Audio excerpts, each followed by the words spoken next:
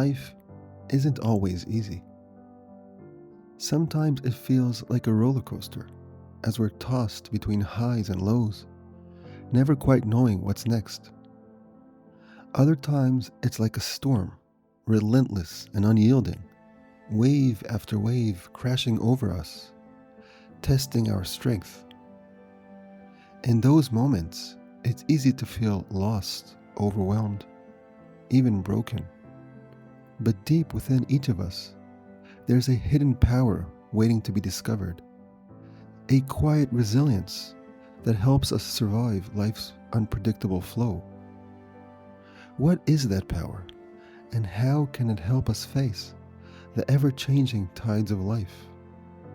The great sage Rabbi Akiva offers a simple yet profound answer, and his own life became the clearest expression of it. Rabbi Akiva, one of the greatest sages in Jewish history, wasn't born into privilege. He came from humble beginnings, an outsider, descendant from converts, working as a simple shepherd for a wealthy man. Yet his future wife, Rachel, the daughter of that wealthy man, saw something rare in him: humility, strength of character, and untapped potential. She made a bold choice to marry him on one condition: that he devote himself to the study of Torah. Rachel's father was outraged, furious that his daughter had married an ignorant commoner. He disowned her completely. The young couple was left with nothing. They lived in such poverty, they slept on straw for a bed. But Akiva kept his promise. At 40 years old, he began to learn, starting from the very beginning, learning how to read. 12 years later, he returned home with 12,000 disciples. And yet, when Rabbi Akiva overheard Rachel telling a neighbor who criticized his long absence that she would gladly have him stay away even longer for the sake of his learning, he turned back without entering. He chose to study for another 12 years. When he finally returned, the man who at 40 couldn't even read came back with 24,000 students following him. When his disciples, unfamiliar with Rachel, tried to block the poor and simple-looking woman from approaching, Rabbi Akiva stopped them and said, "What is mine and what is yours is hers." He affirmed that both his and their Torah was in her merit. Rabbi Akiva came to be known as one of the greatest sages of all time. He was famously the only sage to enter the mystical Pardes, the allegorical orchard of divine secrets, and emerge unharmed. The others were overwhelmed, some losing their minds or their lives. But Rabbi Akiva was known not only for his brilliance, but also for his kindness. He was more than a scholar. He was a man of action. During the Bar Kokhba revolt against Rome, he boldly declared Bar Kokhba the potential Messiah and supported the rebellion. Tragically, all 24,000 of his students died. Some say from plague, others interpret this as death in battle. Rabbi Akiva himself was arrested for teaching Torah in defiance of Roman law. He was imprisoned and tortured to death. As he was flayed alive with iron combs, he recited the Shema, proclaiming the unity of God. At the final word, Echad, one, his soul departed. So how did Rabbi Akiva face life's storms? The hardship, the uncertainty, the pain. One story captures it best. Rabban Gamliel once said, "I was traveling on a ship and saw another ship shattered in the distance. I grieved knowing Rabbi Akiva had been aboard.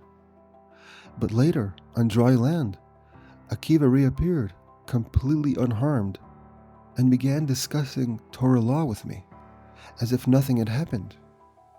"How did you survive?" Rabban Gamliel asked. "A plank from the ship came to me," Rabbi Akiva replied, "and every wave that came, I bowed my head before it." This is more than an anecdote. It conceals profound wisdom. It is the key to understanding Rabbi Akiva's entire philosophy of life. Beneath the image of a man adrift at sea lies something deeper. The shipwreck was not just an event. It was the metaphor of his existence, a life cast into uncertainty, fragmented by suffering, yet never abandoned to despair. How did Rabbi Akiva endure? He grasped a wooden plank and bowed to each wave that crashed upon him.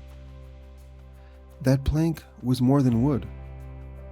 It was the one thing he clung to in a world of flux, a deep, unwavering faith, a faith not in outcomes, but in the goodness of the one behind them, a faith that does not demand to understand, but rests in trust. Rabbi Akiva taught a simple yet transformative truth. Everything God does is for the best. It was his guide. It's what he taught his students. It's what he held on to his entire life. And from that faith, something deeper emerged: humility. Humility is not weakness. It is the wisdom of limits. It is the understanding that much of life unfolds beyond our grasp, and that suffering often arises not from what is, but from our refusal to let it be. To live wisely is not to conquer the sea, but to discern when to resist and when to yield, when to act and when to bow. To bow is not to surrender in defeat, but to align oneself with reality, to let the wave pass rather than break against it, or even more, to turn the wave itself into motion, into momentum, to ride it until one reaches solid ground. And yet, Rabbi Akiva's faith was not limited to personal hardship.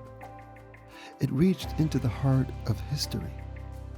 There is a teaching that tells of a moment when Rabbi Akiva's faith was tested not by stormy seas, but amid the silent ruins of Jerusalem. Together with fellow sages, he ascended the city.